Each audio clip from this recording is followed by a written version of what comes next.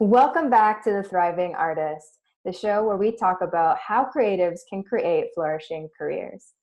Today is all about money, money, money, money. Today's guest aims to inspire and support you in unlocking your natural wisdom using your creativity to transform your relationship with money. Luna Jaffe has a passionate conviction that a strong, healthy relationship with money is critical to having a successful and satisfying life. She is a certified financial planner, visual artist, psychotherapist, and the author of Wild Money, a creative journey to financial wisdom. She holds a master's degree in counseling psychology and is the founder and CEO of Lunaria Financial Limited and Sacred Money Studios, both located in Portland, Oregon. Luna's work has been featured in the Wall Street Journal, NBConline, Yahoo Finance, and on numerous radio shows and podcasts. And now, here too at The Thriving Artist. Let's welcome Luna. It's great to be here. It's a good day. I get to talk to all of you. Yeah, hey, we get to talk about money, which I think is something that people don't like to talk about. I feel like there's shame around the topic. So as somebody that talks about money, what are some ways that you encourage people to open up and really talk about money and talk about their money problems so that you can help solve them? Well, it's interesting. I actually encourage people to talk about not just their money problems, but sometimes people are afraid and ashamed and have a difficulty talking about their money successes also.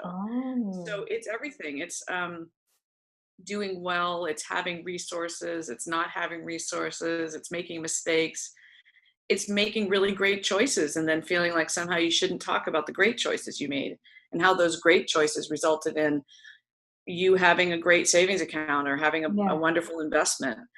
We seem to have an interesting amount of shame no matter what we do, good or bad, so to speak, and good and bad is sort of a judgment language anyway, but one of the things I learned early on when I started being a financial advisor was, you have to ask people, so how much do you have and how much do you make? And what were some of the biggest challenges you've ever had around money? And people are desperate to talk about it. They really want to be asked, but they're afraid to be asked at the same time. Mm-hmm. And so at least as a professional, when they come to me, they're usually looking for that opportunity to talk about it. Just like if you go to a doctor and they don't ask you any questions, you kind of feel like, what the heck? You don't know me. You're not learning about me. With our friendships and our families, it's a little bit more complicated because there are a lot of taboos in families of like, we just don't talk about it. Yeah. And I do a lot of encouraging people to start asking questions, but to lead into those questions with, this is what I'm experiencing. This is what I'm doing. How do you handle that? As a way to open the door and not be too confrontive or too questioning or what could be perceived as judging, and instead just go, wow, I'm starting to invest in my 401k, or I'm starting to, I want to open an IRA and I don't know how to do that, or a retirement plan. And, asking friends what they've done, usually they're very excited that somebody's asking that question. There's some people that kind of spend their life thinking like this money gene is just not for them, or they're not meant to be wealthy, like wherever they fall on that, I guess, wealth spectrum, let's call it, that's where they're supposed to stay. What are your thoughts on that? I think that's a mindset. It's a belief system. So I have, we've all heard stories of people that were born poor who became very wealthy. We've certainly heard stories of people that have sort of stayed exactly where their family's lineage has been, always working class or always professional, right? Always in a certain path. But the truth is that it's the stories that go on inside of our heads, the neural pathway that has become a groove of a belief that keeps us either locked into one of those. One of the belief systems that I had was, I don't have the money gene, and you either have it or you don't. That was sort of one of my belief systems, and it's not true. What was true was I didn't have the knowledge. I didn't know that I could learn about it. And then I started learning and I was like, well, this isn't any harder to learn than anything else. It's just a skill. And you have to make a certain commitment to that skill. I mean, I use the metaphor of gardening a lot. You can go out into a garden, you can throw seeds into the garden, Yeah. And you may be lucky. You may have chosen the right seeds for the type of soil, and you might have the right kind of weather to produce something interesting. Uh-huh. But you might be more successful, or you most likely would be more successful if you actually knew what the soil was like and you knew what the weather was going to be like, so that you chose plants that were going to succeed in that environment. And Yeah. then you understood also how much of a gardener you were planning on being. How much did you want to tend to that soil? Are you the kind of person who just needs to kind of let it go and let things grow naturally? Or are you the person who wants to come out and weed and prune and take care of it? And Yeah. there's no right or wrong about that, but knowing yourself well enough to say, I can learn enough to get some great tomatoes and maybe grow some kale. And, maybe I'm not going to try those finicky vegetables, Yeah. but I can grow the stuff that pretty much it's kind of hard to ruin if you make sure to keep them watered. And investments and anything you do with your money, it's very similar. It's just, what am I willing to pay attention to? Where am I willing to grow? I don't have to become a master gardener, and I don't have to become a master investor to do a Right. good job. Yeah. To enjoy your little garden or your Exactly. whatever you've been working on. Yep. Awesome. So you're an artist as well. So I feel like you can add that twist into this conversation. An interesting question that kind of pops up with artists is like, how do they sell their work without feeling like they're selling out, or, they're losing a piece of their soul by selling their work? But if they really want to have abundance with their art, they have to be able to sell their work. So yeah, your thoughts on that? It's a struggle, I think, always to figure out um, where are the boundaries around what you're comfortable doing. So I was a wearable artist, for example. Mm-hmm. So I always found, and when you make wearable art, there were always people that came up and said, wow, that's a beautiful kimono. Can you make it in yellow? And I'd be like, no, it's what it is. Like, Yeah, that yeah. is a kimono made in navy blue or dark blue or all these different colors, but I'm not going to take that same design and make it in yellow, because that wasn't the design. It's like saying to Van Gogh, could you paint that Starry Night in a different color? Yeah, Like, yeah. I don't no. like that tone. Can you just However, if I was, one of the things I learned early on as a wearable artist was, how do I create a line? I do these one-of-a-kind things. I did one-of-a-kind wearable wool coats that were amazing painted collaborations of craziness. And then I also made things that were more of my bread and butter type of thing. So I used all my fabric scraps, and I made little pouches that people use for tarot cards and different types of oracle cards. Okay. And that became that became my wholesale piece. And then my one-of-a-kind wearable art stuff became the place that I held on to my artistic vision around what I was doing. And I think for a lot of people who are painters, they'll make cards and prints. So if you can find a place where you don't have to make everything about you have to do that one thing, and you do that one thing once and that's it. Yeah. That's the hard way to be an artist. When you can design things that can be replicated, then you start to have a revenue stream that becomes a residual revenue stream, instead of solely only as many as I can produce type of revenue stream. Mm-hmm. That's tough. Yeah. So I think for me, it was always constantly about like checking in with myself and seeing whether a choice I was making around my artwork was resonant with my own integrity and my sense of what I was believing in myself. So for example, commissioned work, I would get commissions and I would be like, yeah, I can do that commission. Or I would be like financially feeling very stretched, and I'd be like, well, I have to say yes to that. Uh-huh. And then I would take it on and not like what I came up with, or not feel really satisfied with the result, because I was outside of my comfort zone, outside of my bumpers, so to speak, that I really should have put up for myself. So that I feel like is a constant learning process as an artist. Mm-hmm. And most artists are like, I want the money, I want the commission. The commissions tend to be better paying, because you're getting the money up front usually, or at least half of it. And then, having to deliver on that. And to me, that put pressure on my artistic vision. So because it would be like, well, I like that, but could you make it fit into my law office? And I'd be like, oh, I don't know, I prefer to just paint what comes through and then see if it fits in your law office. I learned that over time, like that worked better for me. So there's a lot of things that you have to ask yourself and try them. I think it's really there's nothing wrong with trying something on and, do I want to sell cards and prints? I mean, they can take a lot of work too. Yeah. But I think the piece that's missing for most artists is what's the return on that investment? So yeah, I don't have to paint the painting over and over again, but I do have to calculate the cost of my time to put the cards and prints together and in sleeves and inventory them and whatever. And I also have to, calculate how much I'm selling them for, if I'm selling them wholesale or retail, and how much time am I standing at an art show versus, and my time's valuable. So if I'm spending a lot of time going to art shows and I'm not selling that much, would I really do better if I were just selling wholesale? Yeah. And I've got the money. Yes, I'm losing 40 or 50%, but at least I'm selling them without having to stand in the rain or in the 100-degree weather selling my work, which, I found over time that a few shows a year were a great way to go, but trying to do 10 was not. It wasn't effective. It took a lot of my time and energy, and I'd come back and be like, oh my God, now I have to recover for 3 days before I can start painting again.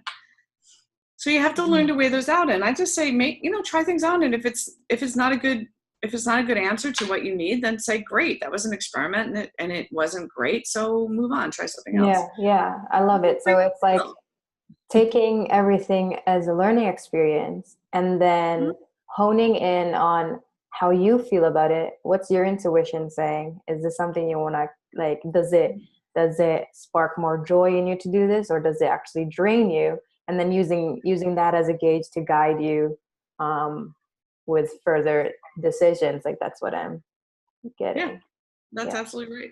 And I think that we beat ourselves up too much. We're so harsh.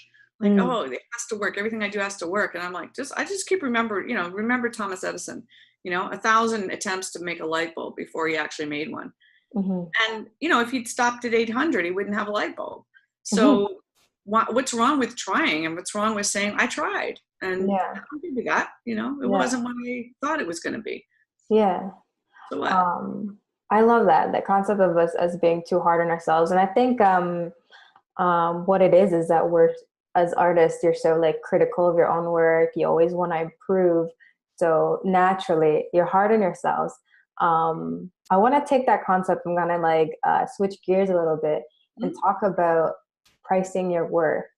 When we were talking on the phone earlier, planning this interview, you said something that really caught my ear. And I was like, I really want us to talk about that. And you said that your self-worth equals your net worth. I've heard your network equals your net worth. So this was like, whoa, you're just shifting paradigms in my head. So I would love for you to explain more about what you meant about that.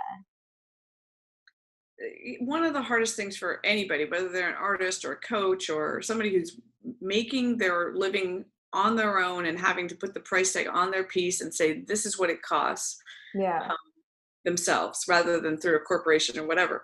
It really is so much more of a challenge to your self-worth. And if your self-worth is very low, and if nobody's ever said, yes, that has value, and yes, I will pay you full price because I get what you're doing and I understand how much work it is.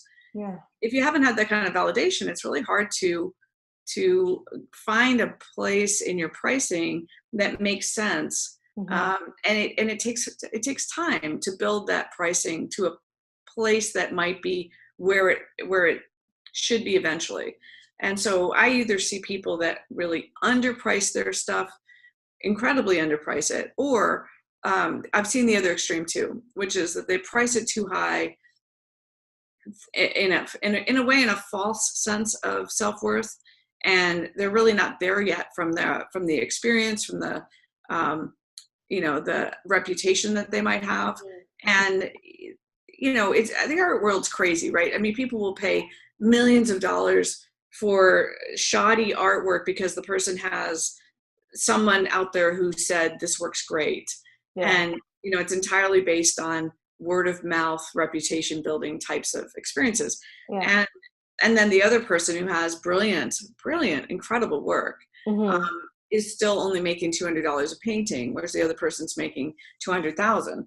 I mean, there's nothing sane about that. There's nothing fair about that. Yeah. But when you're starting to price your work, I think that one of the places that most people have to learn about, and again, this is another place to experiment, is there really is a sweet spot in pricing work so that people feel that they're getting something of value, and that you value yourself. They want you to value yourself. And so there's a concept of resonant pricing that actually Mark Silver, who teaches, he teaches marketing, but he teaches marketing from a really spiritually aligned place. And his concept of resonant pricing is, imagine the low end of your price scale, imagine a high end, and then let yourself sort of sit with, almost like you have a needle between those two numbers in your head, and see where the needle lands, and use that landing point as your starting price. As you're getting that price for whatever you're selling, then feel into, does it need to go up? I mean, I know that when I started as a financial planner, I was like, I don't know what to charge. Like, it was new to me to be able to charge on an hourly basis, because I opened my own firm, and then I was able to do that. Right. And I asked somebody, like, what's the range? And they're like, well, $150 to $300 an hour. And I was like, well, I certainly can't charge $300 an hour yet. I don't have enough experience. So I charged $185. And then after 2 months, I was like, no, that's not enough, and then I moved up to $200. And then now it's at $250. And that feels right for a lot of reasons still. It's like, I don't feel like I need to keep raising it. Like, there's a place where it just feels like it's the right spot. I think that's true with artwork too. And then, there is a piece of that calculation with art that I think people forget about, which is there's an incredible amount of materials that go into certain types of art. Yeah. And you've got to include that. Yeah. So you can't just look at, that's the hard part. Like, somebody who does an oil painting and they spend 5 months on an oil painting versus a watercolorist. The materials cost very different. The watercolorist typically paints in a day or 2 or 3 because it's a quick process, versus someone who's painting over and layers and layers and layers and waiting for it to dry. And it's just this long process. Right. You've got to price those differently. Yeah. But like, my favorite story, I remember there was a story about Picasso drawing in a cafe, and somebody walked up to him and said, hey, can I have that? And he was like, $50,000. And they were like, what? He's like, it took me 50 years to learn how to draw like that. And I was like, I'll always remember that, because I thought that was such a cool, it's an analogy, but it's like, he understood the value of his little drawing on a napkin. It wasn't just a drawing on a napkin. It was a Picasso on a napkin. Right? So no, you don't just get to just give that away necessarily. What are the benefits of getting in alignment with your relationship with money? Well, you make better decisions. The main thing is you make much better decisions, whether those decisions are how to save your money and invest it, or decisions that you make when you partner with somebody, whether it's a business partnership or a romantic partnership. I have seen a lot of people make some really challenging mistakes by business partnering with people, not having had the conversation about money, and not being clear with each other about where their financial challenges are, where their strengths are, and getting those put out on the table. Just like, people get married without even knowing that one of them's in debt or the other one has an inheritance. It's crazy to me. Like, you're getting married, you're supposedly sharing your life with this person, and you're not telling them where you're at financially. That kind of secretism, secrets holding them back, to me creates an undercurrent in a relationship.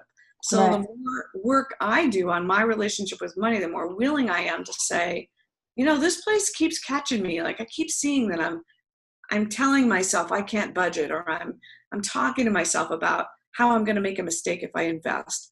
If I can own that myself and do that work, then when I enter into any kind of relationship, whether it's a client relationship, it's a relationship with my business partners or my spouse, I'm more willing to take responsibility for the pieces that I have to deal with. Yeah. For the work I have to do. And I'm like, our neural pathways inside our brains around our thinking processes are super flexible. They're plastic. It's all the brain research shows that you can change that stuff. You used to think you can't. Now the belief system is, we can absolutely change the neural pathways that we have, but it takes work. So how are you going to do that? Yeah. And my favorite way to do that is with tapping. Tapping is one of the tools that I think is brilliant for rewiring old stories that don't work anymore. What does that mean, tapping? Yeah, tapping is the other term for it is EFT, or emotional freedom technique. Okay. And it's you're tapping on meridians. So I don't teach it, but I use it. And there's a lot of YouTube videos on tapping. If you can just Google tapping, and you'll find a million different things on how to increase the amount of money you have in savings or how to get rid of debt. And it helps you walk through the internal dialogue that you might have about that thing you're trying to accomplish. Mm-hmm. So it's yeah, that's awesome.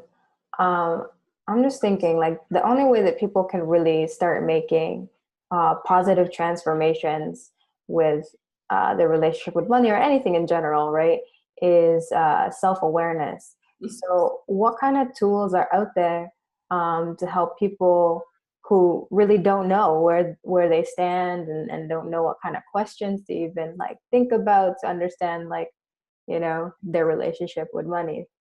So the books that I've written are using creativity to help people really get a sense of where are you? Yeah. And really understanding, I use a GPS as sort of my framework. If I can do a pin drop on a map and I can say, this is where I am. Yeah. This is what I know, and this is what I practice. And so I have a self-assessment that you're going to give people access to that will help you get a sense of, like, where am I? What do I know about these different aspects of money? How am I doing with receiving it, spending it, saving it, investing it, protecting it, and giving it away? It goes through all those different pieces. But the other piece that's really missing a lot of times is if we figure out where we are, and we don't have a clue about where we want to go, then we just kind of keep wandering in the forest. Instead of, I want to go climb Mount Everest. And to get to Mount Everest, I'm in Portland, is going to require quite a lot of steps. Yeah. And right now, at my age or whatever, I might say that's an awesome goal. If I suddenly break my leg, or my partner can't go with me, or something happens, then I might have to reach that destination. And I might go, Mount Everest was an awesome idea, but I think going to the Oregon coast is sounding pretty good. So I can change my destination, which changes my path to get there. And so I use visual imagery. That's why I bring the artistry, the creativity into my process, because when we use visual imagery, we don't have to rely on language right away. So it shows us our unconscious processes, and then we can start to understand what it looks like and means, and then we can draw the picture of what the future can feel like and look like, so that we can start to map out a process to get there. So it's a much different process than traditional financial planning. And so this is the Wild Money self-assessment tool. Well, the Wild Money self-assessment tool is just the first piece of kind of, what do I know? What do I practice? And then my books, one of which is the book, and then a accompanying journal. And then I also have a coloring book, helps you to really do all the exercises and get you into understanding at a deeper level, where are you with each aspect of money? And it's important. So for people who aren't necessarily in Oregon, but they're in the space where they're like, oh my gosh, I really do need financial help, what are the different types of, I guess, professionals that are out there that could help them out? Yeah, good question. So there are financial therapists, there's money coaches, there are financial advisors, there are financial planners, and I created a little ebook that people can link to at the end of this. It teaches you what those different professionals do based on what you might want or what you're looking for. So if I'm having struggles in my marriage, for example, I might be better suited by going to a financial therapist than going to a financial advisor, because a lot of financial advisors don't have the emotional skill set to help with the emotional side of money. Mm-hmm. And so this little ebook just helps walk you through what are these different designations and skill sets in these professionals. What does that mean? And then what am I looking for, and how might I choose the right person? A lot of us now work virtually, so I work with people anywhere in the world. And so there are, but from a investment management perspective, I can't work with anybody outside the U.S. So I can do money coaching anywhere in the world, but I can't do portfolio management. Mm-hmm. So there's definite limitations when we go outside of country borders for certain things. Yeah. And sometimes you're better served by somebody in your own country when it comes to, understanding the Canadian retirement plan system is different than the US plan, system. So I always think you should stick with somebody in your own country for the things that are specific to that country. But our emotional relationship with money, it's universal. Anywhere in the world, that works. Mm-hmm. So that tool is available. There's some great, there are some great resources online for other people that I have a couple websites people can look at. I'm doing a conference in September that's called the Mindful Wealth Conference, and that's a great way to kind of come and learn about how to build a practice around your relationship with money, how to align with spirit, how to build meditation and yoga into your practice with money. And I know people like, oh, how does that work? Yeah. It's really about getting grounded and soothing your nervous system so that your anxiety is not the thing that's driving your decision making in your money process.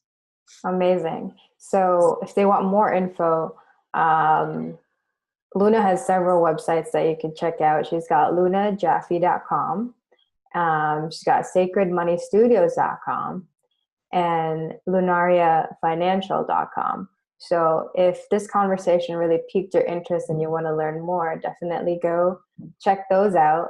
And I'm really curious to take this self-assessment and see what my relationship with money is. And I invite you guys to check it out too and tell me what your results are. And let's open that dialogue, because I think it's so important to talk about money.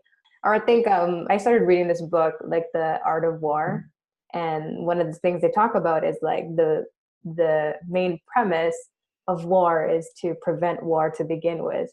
So if you can get the knowledge that you need to prevent these financial problems from even happening, then, do that. And I encourage you to do that. Thank you so much for your time, Luna. This has been so insightful. I want to wrap this up because I want to check the assessment and see where I'm at.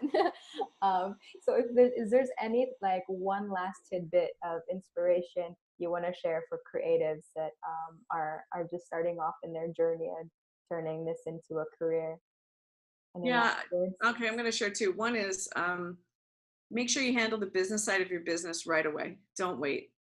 Get good help around bookkeeping and understanding that numbers are your friends. Learning how to see how you're doing and what kind of profit there is in something that you're trying to produce is really valuable, and it's better to learn that sooner than later. There's great resources in almost every city in this country and probably in the world to help you with the business side of being an artist, and I highly recommend that you do that sooner than later, which I didn't do at the time and I wish I had. And the second thing is really be willing to keep your money, your business and your personal money situation separate. If there's one thing I see as the biggest problem that happens is that people merge that all together, and therefore they don't have accurate numbers. They don't have a way of really understanding that they are working in a business and need to pay themselves. And that is hugely problematic because you don't end up feeling like you actually really have a business. And so treat your business like a business, separate it out from your personal life, and be willing to dive in. It's not too late. It's never too late to look at your relationship with money and to change it. Thank you so much, Luna, for your time. This has been so insightful. And I want to thank everybody that's tuned in right now for taking the time to be a part of the Thriving Artist. This is a show where we discuss how creatives can create flourishing careers. I'm your host, Adrienne Lauren, and as always, stay inspired, stay motivated, and stay on your grind, because the world needs that special something that only you have. Keep creating, and we're out of here. We're going to wave bye. Let's do it. Bye. Bye, guys.